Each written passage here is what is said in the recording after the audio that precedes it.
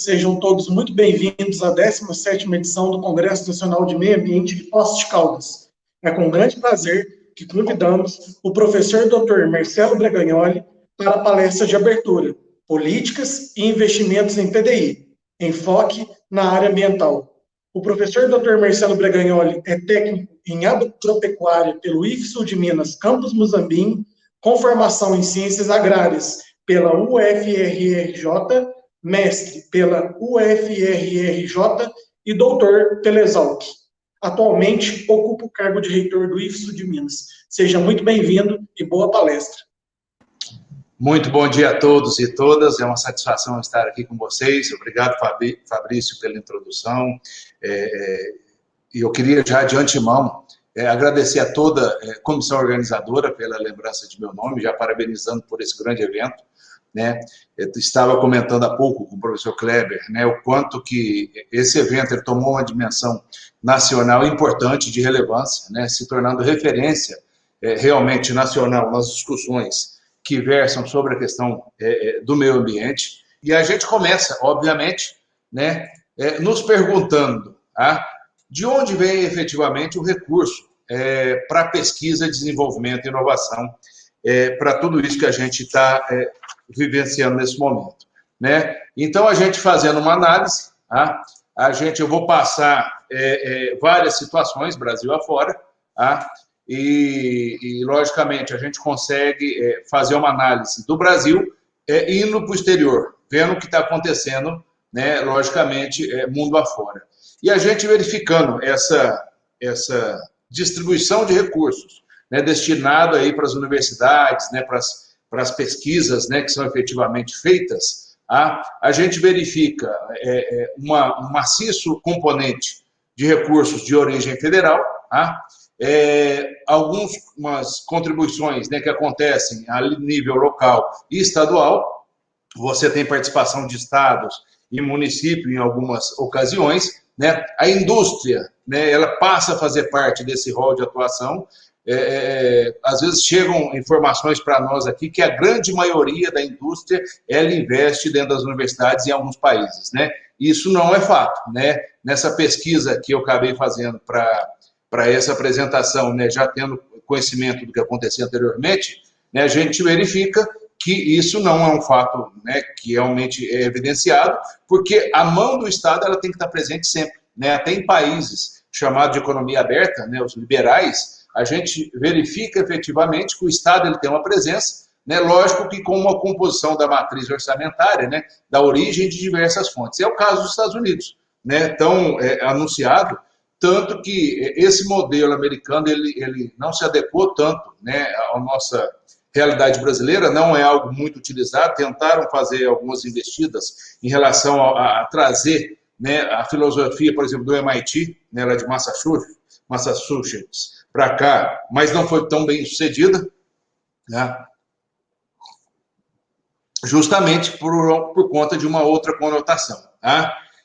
Agora, quando a gente busca na origem, balizando pelas universidades que deram origem a toda a filosofia, por exemplo, brasileira, a gente pega as universidades europeias, que foram os balizadores das universidades brasileiras, sobretudo lá depois de Bolonha, lá no século retrasado, com os filhos da monarquia fazendo sua complementação estudantil na Europa, e aí a gente traz toda essa carga de uma cultura das universidades europeias para o Brasil. A gente vê que a carga do governo ela é maior até, ela passa dos 60% do modelo americano para algo em torno de 80%, de participação do governo, efetivamente no financiamento dos recursos das universidades, das instituições.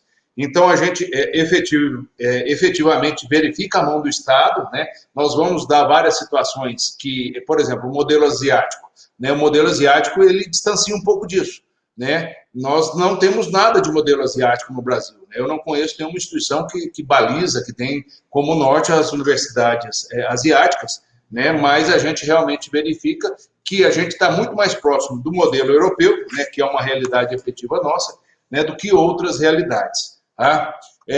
Uma outra questão também que se tentou, né, inclusive a própria CETEC, isso aí do lado direito, vinculado ao MEC, que é a secretaria, onde estão vinculados os institutos federais, né, foi uma tentativa de buscar modelos um pouco mais próximos. Tá? A exemplo do Canadá. O Canadá ele trabalha muito na questão da tríplice hélice, né?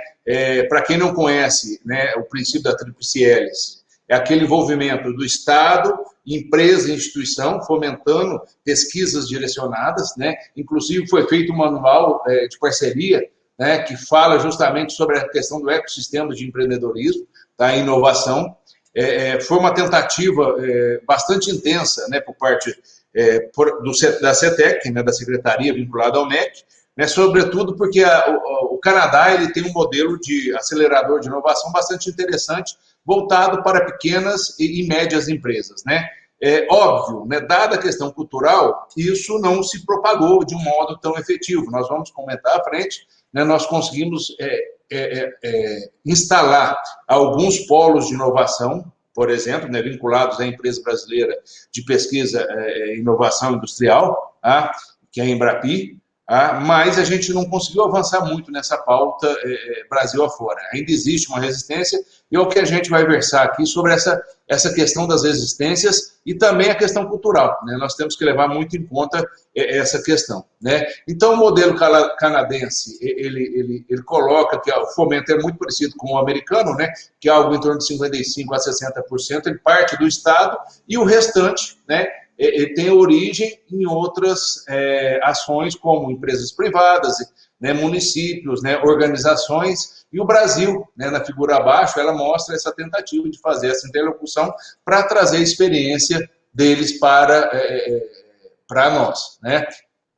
E aí, obviamente, né, eu vou buscar a referência, né, que hoje, eu acho que sobretudo depois de ontem, do discurso da ONU, ficou muito evidenciado, né, esse ponto de vista chinesa de expansão, né, para nós é mais do que evidenciado, mas ontem ficou muito claro na fala, né, do dirigente, que a China, ela...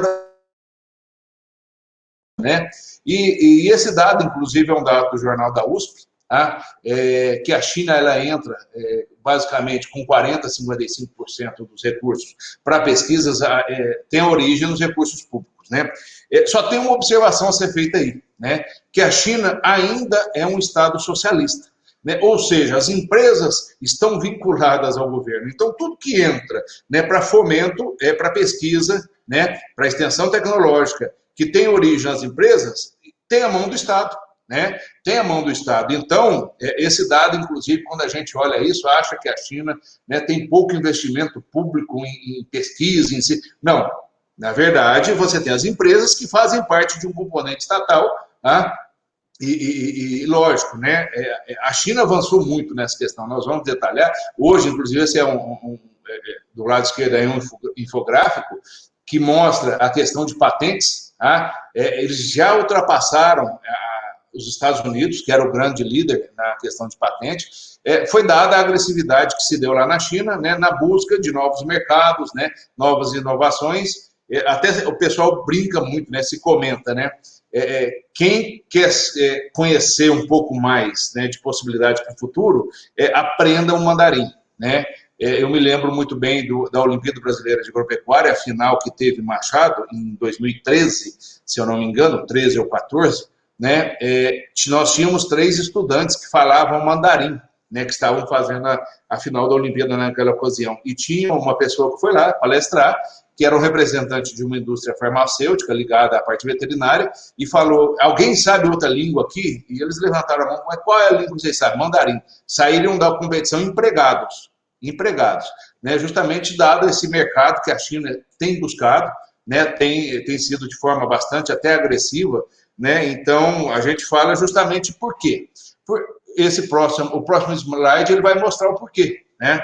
Ele está muito claro aí, né, a questão da liderança, por exemplo, em patentes 5G do mundo. Né, que agora, no momento, tem focado muito nessa questão do 5G. Quem é que lidera a busca de patentes? Né? Ainda a gente vê a Nokia ali, né, principalmente os países nórdicos, ali vinculada aos países nórdicos, né, a Nokia, a Ericsson, tem um avanço bastante qualitativo, mas a gente vê a chegada, né, dos asiáticos com muita força. Né, dos 4 primeiros em questão de liderança nas solicitações de licença para patente, né, em se tratando de 5G no mundo, né, 2 são chinesas e 2 são coreanas, Coreia do Sul. Então, a gente vê né, e aí você pode falar, né, mas são economias tão diferentes, né, nós estamos falando de uma China socialista, tá, e uma Coreia do Sul extremamente liberal, né, de mercado aberto, mas eles têm um ponto em comum que é a busca da inovação, né, independente da empresa ser extremamente vinculada ao Estado,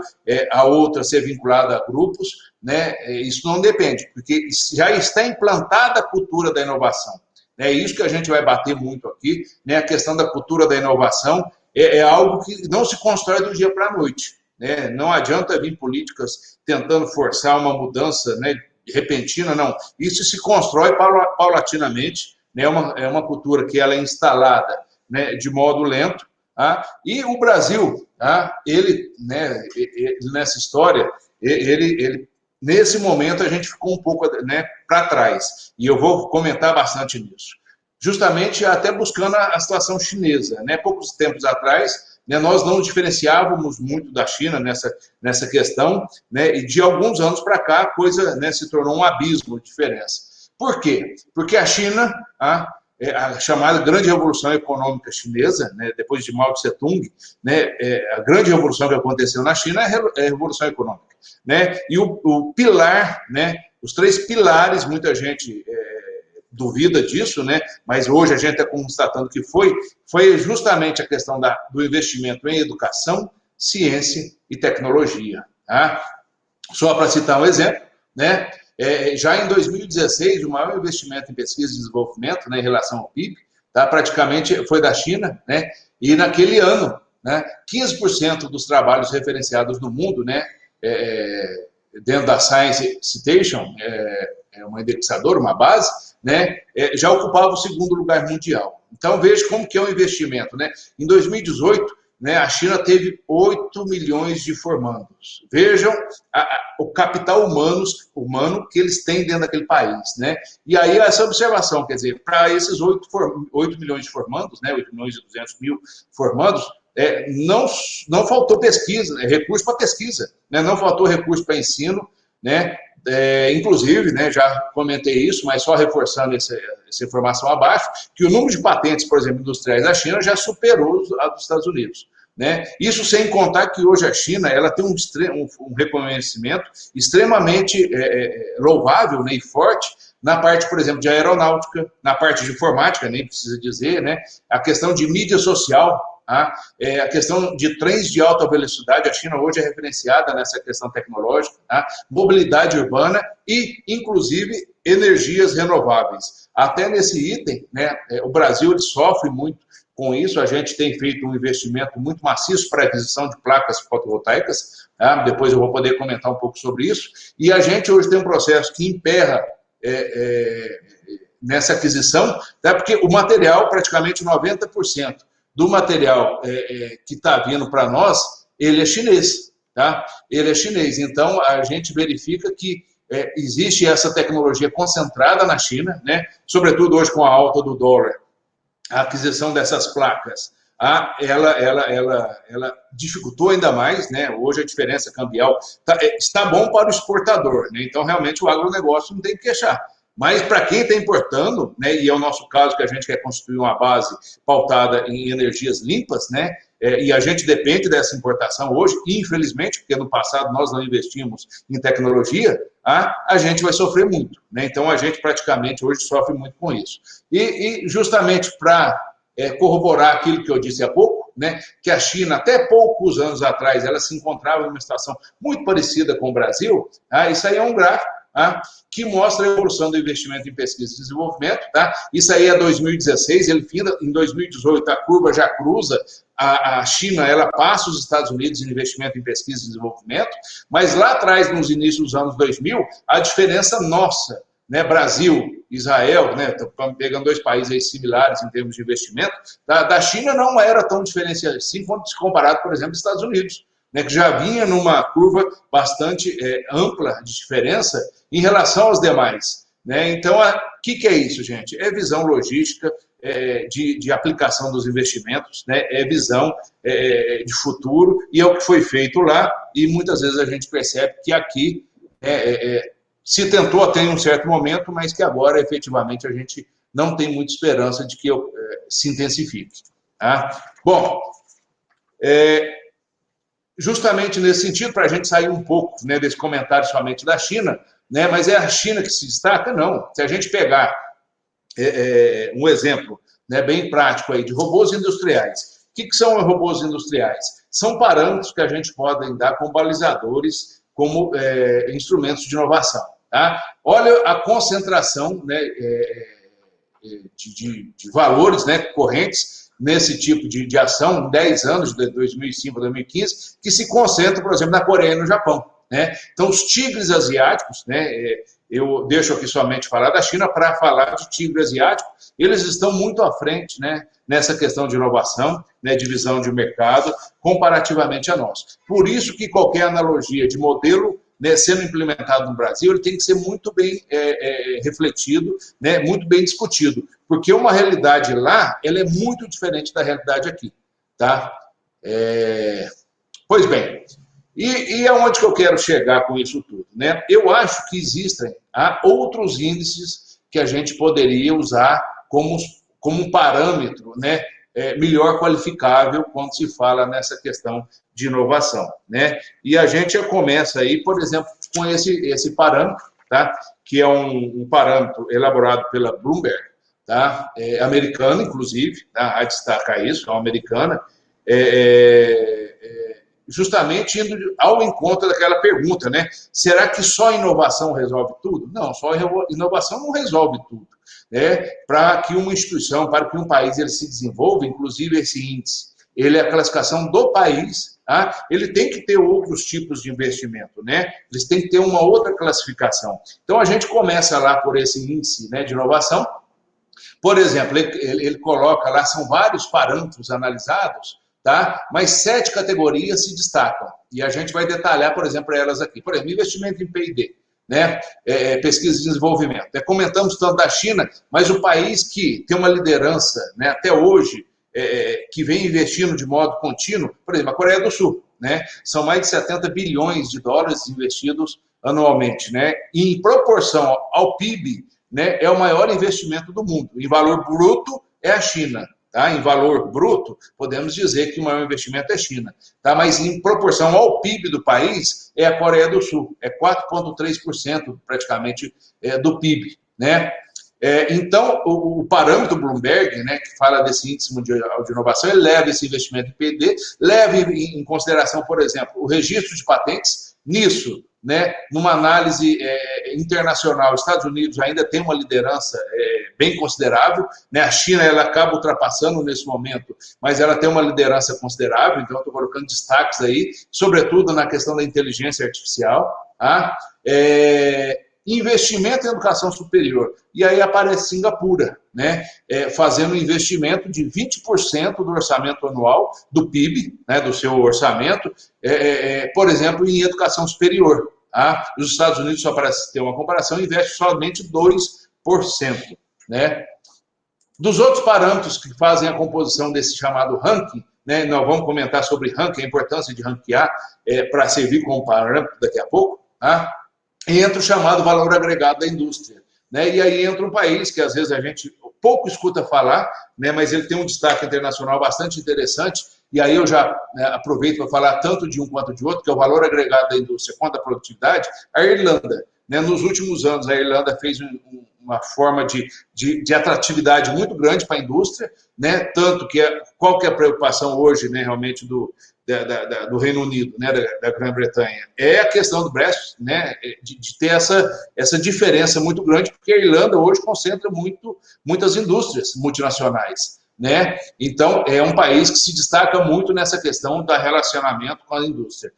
Logicamente, quando a gente fala em densidade de empresas públicas de alta tecnologia muito ligada à inteligência artificial, né, os Estados Unidos ainda são líderes, né, eles, aí fala, tem empresa pública, não, o termo que correto seria empresa de capital misto.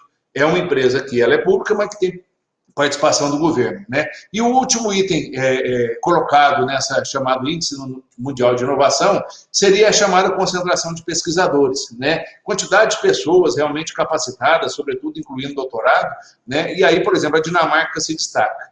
E aí é fácil de ver, né? Fazendo essa distribuição, poderíamos dizer que, de fato, efetivo, né, quando se trabalha em inovação no conceito mais amplo, né, envolvendo educação superior, envolvendo, né, concentração de pesquisadores, né, vou citar um exemplo do Brasil, quando a gente fala em concentração de pesquisador, São Carlos é o grande exemplo, né, é a cidade que tem mais concentração de doutores do país, por exemplo, e sempre é referenciado, né, e lá se consegue verificar muita geração de tecnologia.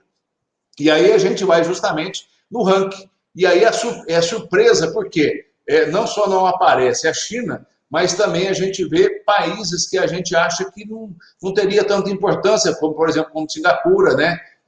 A própria França, que em momento algum foi comentado, e aparecem dos top 10 aí, né? Justamente com nesse conceito chamado de ranking global.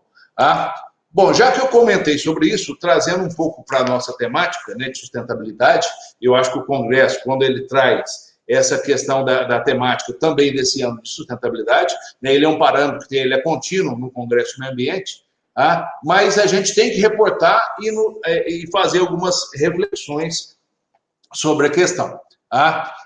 Quando a gente olha esse ranking internacional, esse é um ranking, tá, chamado Green Metric, é um ranking que começou em 2010, ele classifica as instituições, aí não mais país, mas instituições, enquanto ao grau de sustentabilidade, né? Eu vou poder explicar um pouquinho mais sobre isso, tá?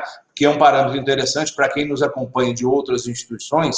Tá? Eu sugiro fazer, inclusive, né, a submissão da proposta nessa ação. Aqui a gente tem já feito isso, né, há 5 anos, né, 5, 6 anos, dentro desse parâmetro de investimento e sustentabilidade, tá? E a gente consegue verificar efetivamente que há um avanço quando a gente usa esse parâmetro para balizar a instituição, né, em relação a tudo isso, né?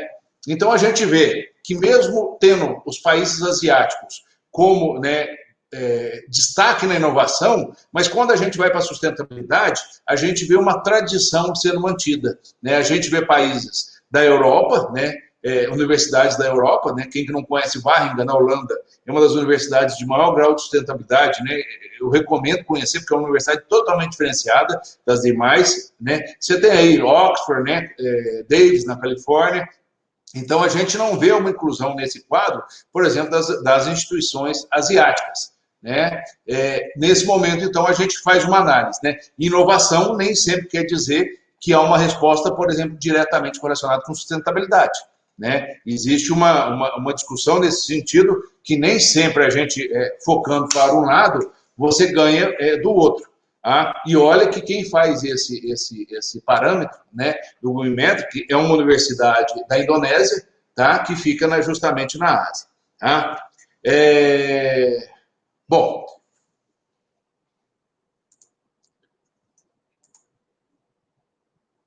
muito bem. Opa, deu uma travadinha aqui, deixa eu voltar. Para fazer uma menção em relação ao Brasil, tá? Eu acho que há de se destacar isso. O Brasil ainda é pouco divulgado, né, pouco difundido esse tipo de ranqueamento, tá, tão importante, né, para que as instituições se balizem, mas algumas instituições importantes do Brasil já vêm submetendo propostas, né, já há algum tempo, é o caso da USP, né, da UFLA, né, algumas instituições privadas, muito pouco, a grande maioria instituições públicas, inclusive na 8ª colocação do Brasil, né, aparece o Instituto Federal do Sul de Minas, né, nós, como já reitero, já submetemos há algum tempo, é um importante balizador de sustentabilidade, né? E eu sempre digo o seguinte, para a gente ter retorno do investimento em pesquisa, inovação, em ciência e tecnologia, a gente leva pelo menos um médio ou longo prazo para fazer uma análise. Para ter um retorno pontual das ações de sustentabilidade, dos investimentos, né? Eu me trato aqui de investimento, você consegue obter isso a curto e médio prazo. Né? Então, é uma questão de querer mesmo, né? Você tem que querer, né? Você tem que, né, balizar a sua instituição, e a gente vai falar muito daqui a pouco na questão da cultura institucional. Né? Para você implantar uma cultura institucional, você usa, por exemplo, ranqueamentos como esse, né, como parâmetro. E aí, né, justamente, dado isso que eu falei, qual a importância? Né? É uma classificação internacional, e ela baliza 6 categorias interessantes, né, que ela vê a estrutura, né, das unidades, né, sobretudo em relação à área verde, consumo de energia, né, gestão de resíduos, uso e tratamento de água, políticas institucionais de transporte e, por exemplo, atividades acadêmicas. Né? O Leonardo, que hoje, né, nos ajuda nessa questão aqui no Instituto, nós fizemos uma análise do consumo de energia, né, se chegando às placas fotovoltaicas, né, que a gente espera chegar da China, nós acabamos de fazer uma aquisição extremamente importante, né, é a terceira, né, já foram 3 feitas no Brasil, sempre sendo a maior do serviço público, a gente deve chegar a 70% da produção de energia, né, ocorrendo dentro da instituição a partir da energia solar. E esse ranking, ele ajudou muito nisso, porque quando você se submete ao ranking e vem colocando as pontuações, né, o score, você começa a ter uma análise comparativa. Olha, eu falho aqui, vou colocar um exemplo disso, né? Atividade acadêmica relacionada ao meio ambiente. Nós vamos começar, né, a partir do ano que vem, né, a Pró-Reitoria de Ensino, uma análise de todos os PPCs de cursos para que a temática, né, ambiental ela seja colocada de modo transversal. Né? Então, isso já foi um avanço devido ao quê? Né? Ao ranqueamento do Green Metric, né? Essa análise que foi colocado, né, institucionalmente, né, para a comunidade. Então, a gente tem isso, né, como balizamento, né? É um balizamento que você tem pautado no ranqueamento e, por exemplo, ele ajuda a traçar linhas para investimento. Né? Hoje, falar em recurso, né, não precisa, seria redundância falar o que vem acontecendo, mas nós temos uma escassez muito grande, sobretudo quando se fala em investimento, né, entende-se investimento é aquele que se constrói, né, são equipamentos, então, com um ranqueamento desse, a gente consegue direcionar mais pontualmente. Né? Você, usando um ranqueamento desse, você cria uma ambiência um pouco melhor para a comunidade interna, né? Quer dizer, são áreas verdes e abre a possibilidade, inclusive, para a comunidade externa, né, aproveitar de momentos de lazer aqui dentro. Né? Você, como eu já citei, né, cria ações acadêmicas positivas, né? A gente tem usado muito os Objetivos de Desenvolvimento Sustentável da Unesco, é um parâmetro que a gente vai comentar, é algo importante, né, usado nos nossos PPCs, né, que baliza cada curso tem um programa pedagógico, então a gente está fazendo essa análise. Um ranking desse, né, auxilia na interlocução com a sociedade, né, dado ao bom gasto dos recursos, né? Então a gente passa a ser espelho, você passa a ter uma interlocução, várias e várias pessoas, né? E aí eu falo pessoa realmente enquanto civil, tá? E jurídica também, né? Muitas empresas acabaram visitando as instalações, por exemplo, da instituição, para conhecer o que está sendo aplicado aqui em termos de sustentabilidade, né? O retorno, ele é imediato, né? Sobretudo em relação à questão da energia, né? A questão das águas, né? Outras taxas administrativas, dá direcionamento para ações de pesquisa e extensão, a gente consegue fazer esse alinhamento, não só colocar como eixo transversal, mas colocar ações pontuais específicas, né, em relação à temática de sustentabilidade, abre oportunidades com atuação em rede, tá? Quando se fala em sustentabilidade, você consegue fazer muita atuação, né, tanto internamente no Brasil, em rede, quanto externamente, quando se trata de parcerias internacionais, a gente acaba sendo muito referenciado e, sobretudo, né, a gente passa a dar uma contribuição para a sociedade na busca de um mundo melhor. Né? Então, quando a gente cria tudo isso, você passa a ter uma qualidade de vida melhor das pessoas, tá? Você começa a investir. E a gente, lógico, como eu disse, a gente tem um alinhamento muito grande com esses organismos internacionais, um deles, né, muito balizado, justamente a Unesco, né, um organismo ligado à ONU, muito importante, né, a gente usa os 17 Objetivos, né, de Desenvolvimento Sustentável sempre como balizadores, né, a gente está aprendendo também a usar isso, né, e aí eu vou, por exemplo, citar o caso da Rede Federal, na qual estão incluídos os institutos, né, já mandando um abraço aqui a todos os servidores, né, todos os estudantes dos institutos federais, né, do Cefex, do Leandro Pedro II, que compõem essa rede tão bonita, né, nós somos já mais de 1 milhão de alunos, a rede tem usado essas metas da chamada, como eu falei lá atrás, né, da Agenda 2030, como balizador, né? Então, o objetivo central é fortalecer justamente a questão da formação profissional, né? Ciência e tecnologia, com enfoque na implantação da Agenda 2030, né? E qual que é o nosso desafio? É a mobilização institucional. Por que eu quis destacar isso nessa apresentação? Tá?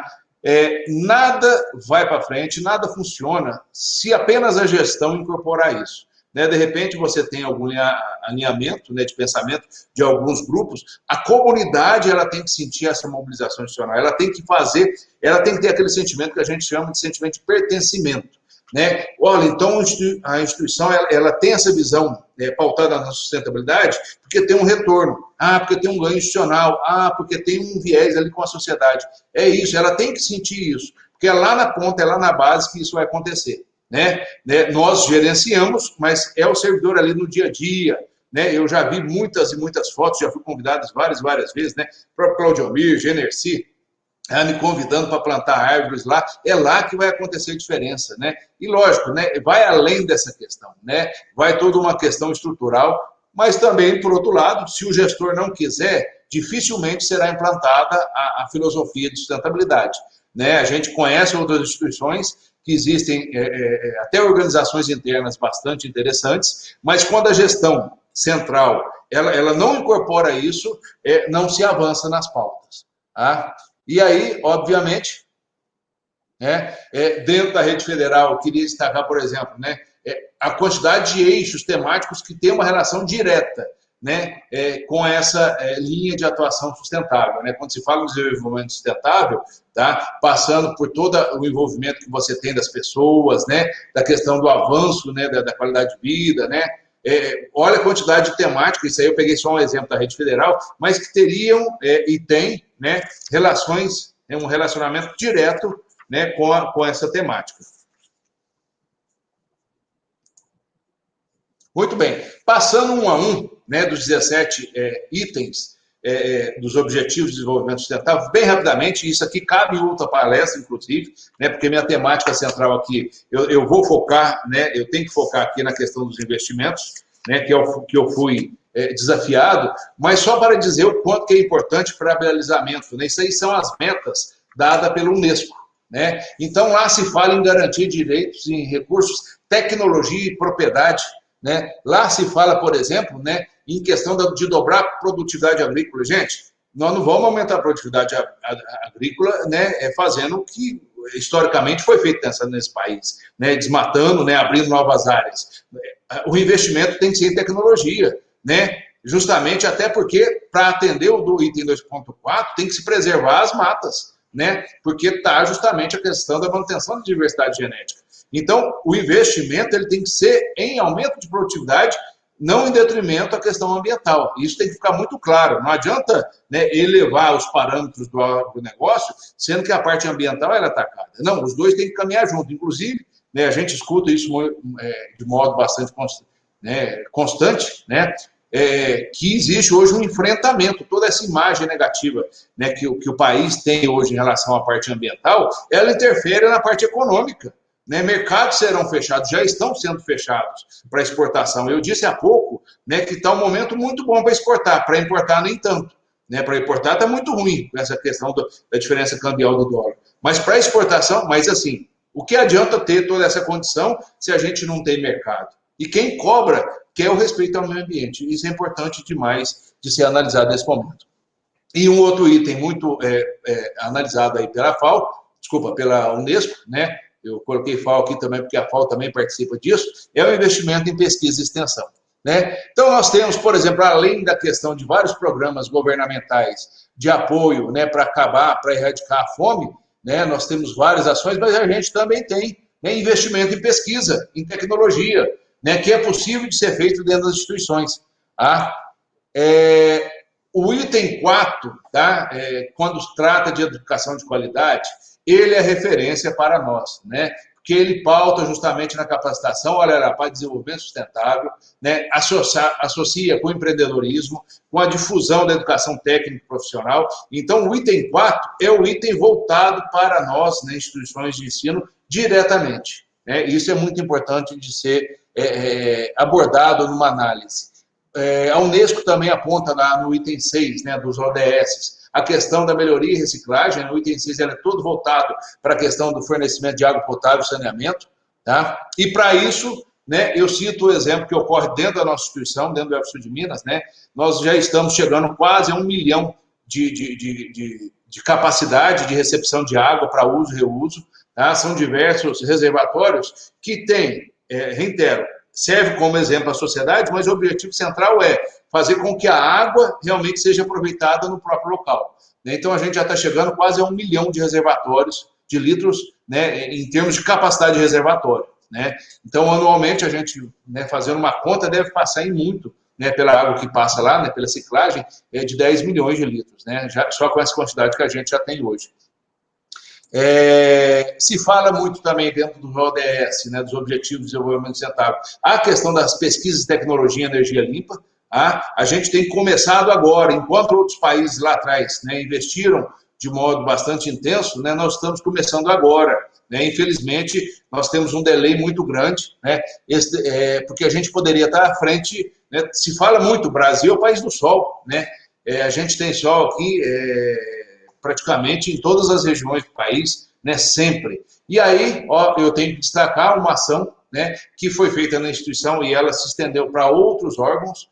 Foram 3 grandes compras dentro do Serviço Público Federal, 3 grandes licitações para aquisição de placas fotovoltaicas.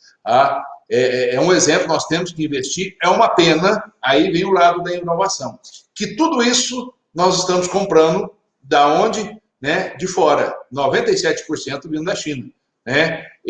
Praticamente a gente só faz o processo, a operação de instalação. É uma grande falha, é uma falta de visão nesse sentido. Nós tínhamos, né, já que está avançado nessa questão tecnológica em relação ao investimento em placas fotovoltaicas e outras energias renováveis, né? A questão da eólica, a gente avançou bastante, né? Eu acho que os estados do Norte e Nordeste, sobretudo Nordeste, né, tem uma estrutura bastante interessante em capacidade de geração de energia eólica, e a fotovoltaica, né, a gente agora depende do mercado internacional, infelizmente. Dos objetivos, né, da ODS, a gente vê a questão da organização para a inovação, né, dentro da questão do trabalho decente, crescimento econômico, investimento, empreendedorismo, sempre repetindo, né, questão de investimento em tecnologia, empreendedorismo, né, educação. Aí um exemplo, né, o que acontece, Brasil afora, em termos de inovação, né, empreendedorismo, né, esses aí são exemplos que os institutos e outras instituições têm feito, né, diálogo com a sociedade estreita, muito importante. Planejamento de áreas urbanas, tão necessário. Nós, enquanto instituição pública, né, seja universidade, seja instituição pública e outras particulares também, né, várias têm condições de fazerem isso, né, essa relação, né, nós conhecemos várias instituições públicas e particulares, né, privadas, que conseguem fazer esse estreitamento com os entes e conseguem dar, inclusive, né, parâmetros, né, para desenvolvimento de planos diretores, né, de municípios. Infelizmente, isso não é tão utilizado. Tá? Infelizmente, isso não é visto com tanta ação. Aí um exemplo, né, de que a gente pode usar a instituição para desenvolver a questão regional. Fomento, né, estímulo, né, a Unesco ela traz essa questão do estímulo a práticas sustentáveis, né, mais uma vez, fortalecimento da ciência e da tecnologia, tá? Eu destaquei o item 13b, justamente porque se trata de mecanismos e planejamento relacionado ao clima, né, eu acho que tem muito a ver com essa temática que foi escolhida para esse congresso. Planos de gestão, então nós temos várias ações da ODS. E aí a gente tem um exemplo, por exemplo, do Conservador da Mantiqueira, que é um grande projeto, né, no qual o UFSU de Minas está inserido, tá? E outras instituições também, de recuperação justamente da Mantiqueira, né, da Mata Atlântica, que está aqui na nossa região da Mantiqueira. São muitas ações que há essa possibilidade. Né? Então, já caminhando para a finalização dessa parte dos Objetivos de Desenvolvimento Sustentável, né, a gente fecha com a necessidade que a Unesco coloca da questão da cooperação regional e internacional, né? Sobretudo falando em desenvolvimento e difusão tecnológica. Né? Então, a Unesco ela faz esses apontamentos. E como que acontece? Né? E aí vamos lá na prática, né? Porque a temática eu tenho certeza que muita gente está esperando isso. Na prática, como que tem acontecido a questão dos investimentos, né? Esse infográfico, né, esse mapa, ele traz aquilo que eu falei lá atrás, né, que é um investimento, tá? Sobretudo comparado gasto público e privado, aí ele destaca, né, o gasto privado em tudo que é gerado de pesquisa e desenvolvimento. Né? A gente vê o Brasil aí, algo em torno de metade, né, metade da ciência aqui em pesquisa e desenvolvimento vem da geração das empresas e a outra metade vem do investimento público. Né? Diferente, por exemplo, de uma Rússia, que é muito pautada, né, na mão do Estado. Né? Em contrapartida, a Coreia ela tem a mão das empresas muito forte. Tá? Isso não difere muito de uma análise mais recente. Tá? A gente não tem dados muito atuais em relação a isso, tá? Mas é uma realidade que nos traz justamente nessa questão da linha. Quais seriam as indústrias que mais se investiria, né? Nós temos um destaque aí para a indústria, né, farmacêutica e biotecnologia. Esse momento da pandemia traz muito isso à tona, né? A corrida por busca da vacina, gente, eu li um artigo, né, chamado O Maior Negócio do Mundo. Fala-se a questão dos fármacos, né? Biotecnologia, sem dúvida, né, é uma das coisas que mais dá dinheiro para as empresas, né? Tanto que essa questão da vacina russa, ela contrapõe algumas questões, né, em questão de forma e conteúdo, mas também porque a Rússia, né, obviamente, a gente comentou no slide anterior, uma boa parte é recurso estatal que estão nas empresas, né? E a Rússia ela tem a mão do Estado muito forte. E toda a geração tecnológica ela parte do Estado. E ver, nesse momento, né, o Estado saindo à frente, né, de empresas tradicionais incomoda alguns. Né, incomoda alguns. Então, existe nesse momento uma guerra comercial muito forte. Né, a gente vê também aí um investimento em automobilismo bastante destacado. Tá? Então, isso aí só foi para colocar uma análise comparativa. Bom, e o que aconteceu lá em 2012, né? Faltou 2012 aí nesse slide, mas esse slide era de 2012. Tá? A gente viu uma comparação de Brasil com outros países, né? E naquele momento, tá? Fazia-se uma crítica, né, numa comparação em relação aos países que acompanham a OCDE, né, a América Latina e o próprio BRICS. Né, a gente, naquele momento, estava, né, à frente de México, Argentina, Chile, África do Sul e Rússia. Né, porém, fazia um destaque que, como é bastante evidenciado, né, bastante atrás da China e Coreia do Sul. Tá? Por quê? Porque a proporção do investimento em pesquisa e desenvolvimento em relação ao PIB era muito diferente. Mesmo que os investimentos públicos, naquele momento, e aí eu me reporto, 2012, né, tá aí embaixo, é um site do Senado, né, quem acessar lá, ele era relativamente parecido com o que era o investimento dos países da OCDE em termos de investimento público em pesquisa e desenvolvimento. Por que eu coloco lá em 2012? Eu coloco lá em 2012 porque a nossa situação hoje, né, ela piorou e muito. Né? Ela efetivamente ela caiu numa descrença muito grande. Né? Eu coloco alguns artigos aí. Esse artigo da FAPESP, né? Ele traz até o seguinte, né? Ciclo interrompido, né? O quanto que nós paralisamos a ação de 2016 para cá. E aí, ali um gráfico, né, já mostra um pouco o que vem acontecer, né, de 2015 para 2016 para cá, né? O decréscimo, né?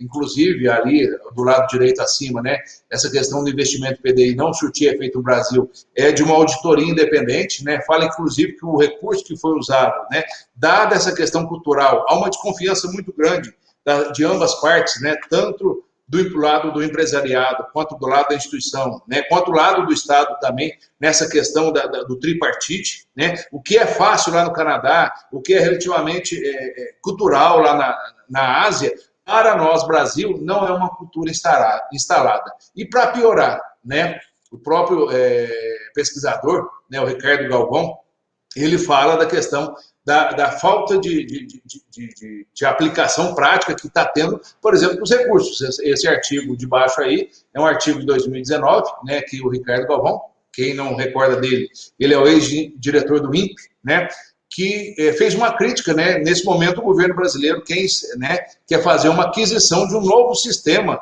tá? Para monitoramento, sobretudo, da questão ambiental, e eu acho que a temática, né, quando se passa agora nesse momento por queimadas, a gente evidencia isso, né, que ele fala que é jogar fora. O INPE é referenciado não só no Brasil, mas como mundo afora, né? É um instituto que serviu de balizamento para várias e várias outras nações, né? E, infelizmente, né, nesse momento, né, a gente vê um decréscimo. Esse daí é o orçamento da educação. Muita gente poderia perguntar para mim por que você está colocando, né, o orçamento da educação em destaque. Eu coloco em destaque pelo seguinte: muito que é feito dentro das instituições, ela parte de recursos do MEC. Então, se o MEC tem menos recursos, obviamente, aqui na ponta a gente vai ter esse efeito, né? Então, a gente tem esse efeito da redução orçamentária. Esse foi um levantamento feito aí pela FGV, né? Isso aí, dados efetivamente reais, tá?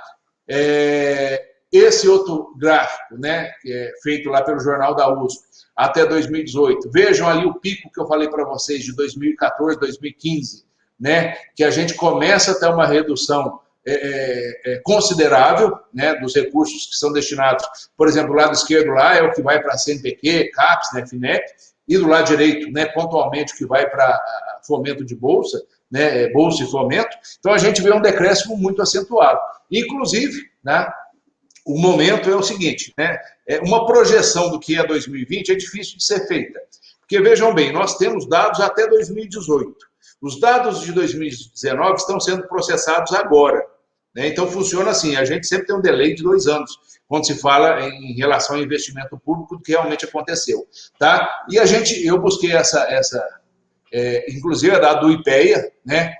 Um instituto especializado em economia, né, aplicada, algo realmente que é referenciado, que já fazia uma projeção, né, dos dispêndios federais para pesquisa e desenvolvimento, né, tirando pós-graduação, né, porque se fala de qualificação e é lá com a CAPES, né, mas se fala do investimento, e ele coloca lá como 3 cenários possíveis, né, que poderia acontecer depois de 2018, né. O primeiro cenário, né, que seria aquele investimento em milhões, né, em bilhões, de 15 bilhões, ele foi rechaçado, né, aquela curva contínua que está próxima a 12 bilhões, que é 11 bilhões, 982 milhões, ela não é real, a gente está muito mais perto pelo investimento de 9 bi somente, né? Então, a gente sai lá do pico, né, da curva de 23 bi investido em pesquisa e desenvolvimento, né, na área pública, para menos de 10 bilhões. Né? Essa é o que a projeção que tem colocado, o IPEA colocou essa projeção, e é o que parece que pode acontecer de fato, dado os resultados que a gente já tem visto. Né? A gente vê num outro gráfico também, né? Isso daí é da Associação Brasileira da Ciência, né? Da ABC, né? Os orçamentos destinados ao famoso, né, Fundo de Desenvolvimento e Ciência e Tecnologia. Era um fundo que funcionou muito entre 2008 e até agora, né, mas a gente vê que o fundo vem perdendo fôlego, tá? Então, realmente, depois de 2015, esse fundo ele praticamente, né, quase que anula toda a sua ação. E a gente vê o gráfico, tá? Sendo reduzido aí, né, dessas agências, né, CNPq, CAPES e o fundo, né, que sai de 14 bilhões lá aproximadamente para um pouquinho mais de 4 bilhões. Isso daí é uma outra matéria também, né, uma matéria da revista da Abril, né, que traz esse mapa justamente referendando tudo que foi comentado atrás, né, o que aconteceu ali em relação ao decréscimo, né, do investimento em ciência e tecnologia, tá? O que aconteceu no CNPq, né, a realidade hoje do CNPq. Muito bem. E eu quero colocar esse gráfico aí porque não é só uma questão orçamentária.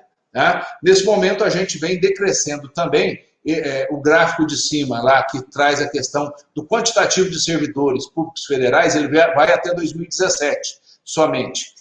Se esse gráfico, né, se esse infográfico ele continuasse, a gente ia ver a curva reduzindo, né? E isso é dado aqui, por exemplo, nesse dado dos fiscais de IBAMA. Há uma, né, todo mundo tem acompanhado a mídia, né, nós estamos com uma série de problemas em relação à entrada de servidores, né, públicos, tá?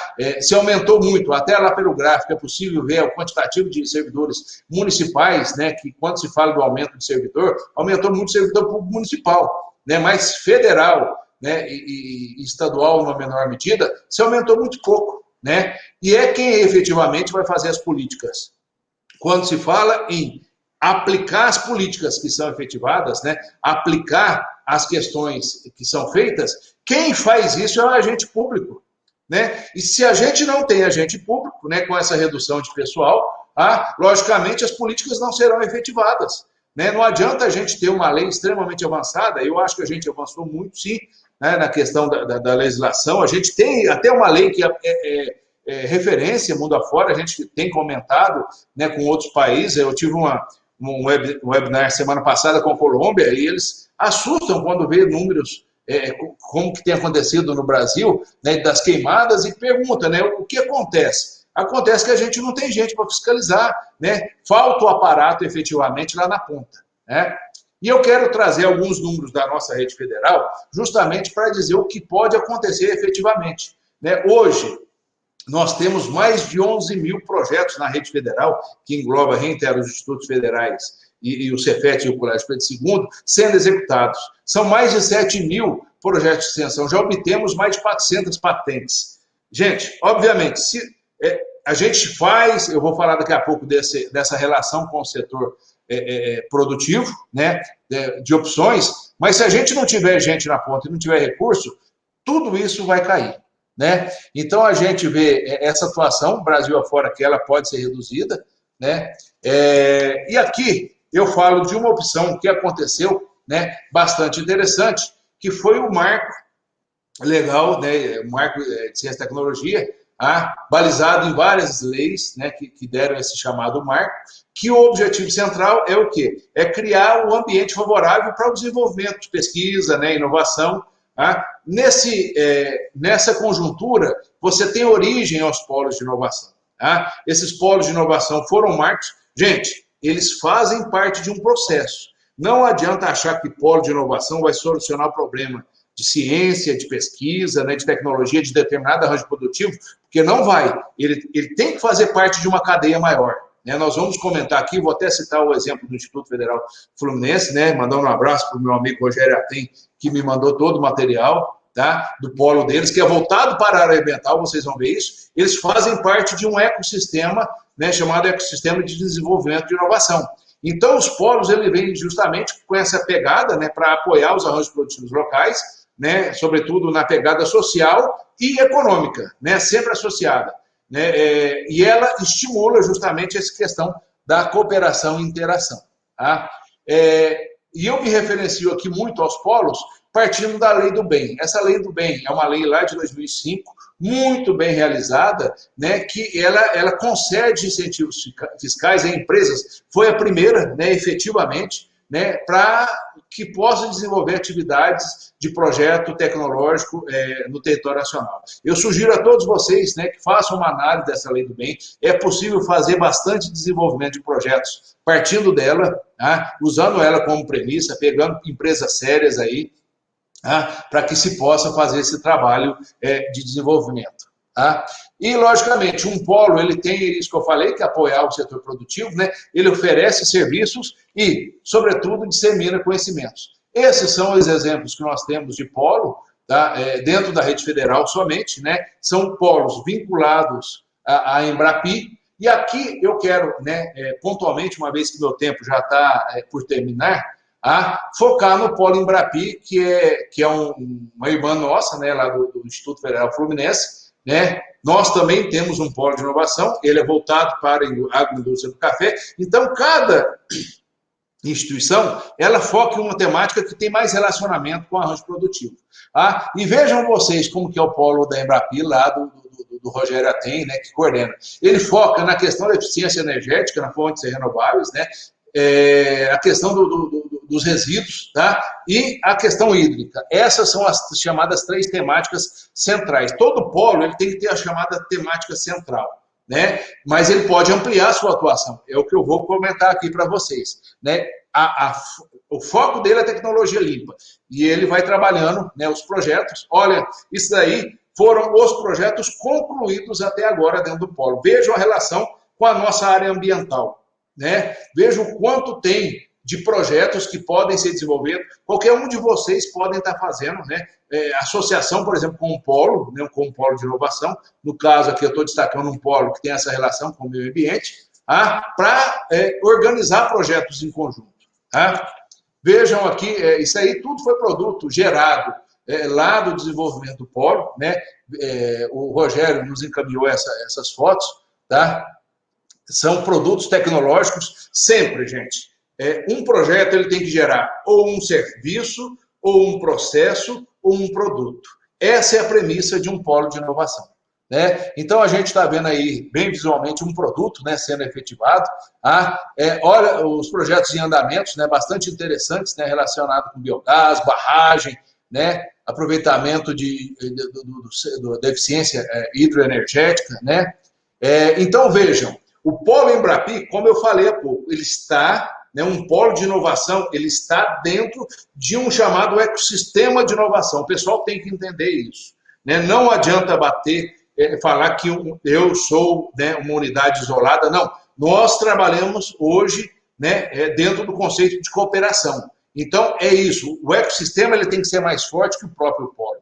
E vejam a quantidade de projetos que saíram dentro desse ecossistema. Né? Quer dizer, tem o polo, né, atuando, mas vejam a quantidade de projetos que saem de dentro de um ecossistema de inovação. Então é importante destacar isso, não vou nem detalhar, mas vejam a quantidade de ferramenta, né, útil para a área ambiental, todos inclusive relacionados com a área ambiental, né, mas que foram desenvolvidos, né, extensão tecnológica, né, serviços que são ofertados. Inclusive a própria Unesco reconhece esses polos, faz uma citação em uma das edições da Unesco, né, o braço dentro da Unesco que é direcionado à educação profissional, o NEVOC, dentro do polo de inovação, né, relacionado com essa temática. Tá? Bom, eu falei muito de polo de inovação em Embrapi, mas nós temos, inclusive, outros exemplos de polos de inovação similares. Esse daí é do Sistema S. É do Sistema S. E é bastante interessante que eles têm uma pegada muito parecida. Mas qual é o grande entrave? Gente, é a cultura institucional. Né? Esse polo ele foi, inicialmente, né, teve a mão de um professor muito amigo nosso, professor Policarpo, né, professor da Unifei durante muitos anos, né, e o grande entrave foi justamente institucionalizar o pensamento, né, de inovação, de empreendedorismo. Isso é uma grande dificuldade que as instituições têm no seu dia a dia. Né, e já caminhando aqui finalmente, obviamente, tudo isso que a gente fala de um polo, a gente busca essa questão do espírito empreendedor, né, busca da inovação, né, soluções inteligentes, né, o envolvimento fundamental dos estudantes. Toda ação ela tem que ter estudante, isso é fundamental. Né? Então, um exemplo disso é o envolvimento dos estudantes nas incubadoras, e empresas juniores também.